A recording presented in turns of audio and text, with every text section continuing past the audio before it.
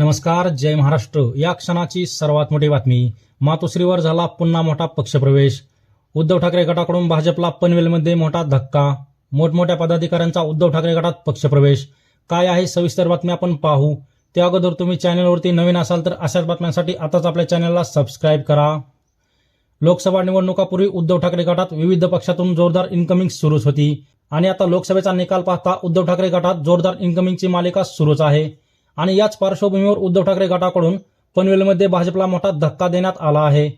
आणि कालच पक्षप्रमुख उद्धव बाळासाहेब ठाकरे यांच्या हस्ते शिवबंधन बांधून पनवेलमधील उत्तर भारतीय नागरिक महासंघाचे भाजपचे अध्यक्ष नागेंद्र प्रताप सिंह, उपाध्यक्ष भूपेंद्र कुमार सिंह, राष्ट्रीय एकता संघाचे राष्ट्रीय अध्यक्ष बाबू आरके, सचिव अॅडव्होकेट पंकज श्रीवास्तव यांनी व त्यांच्या सहकाऱ्यांनी आणि हजारो कार्यकर्त्यांनी ठाकरे गटात पक्षप्रवेश करत ठाकरे गटाची मशाल हातात घेतली.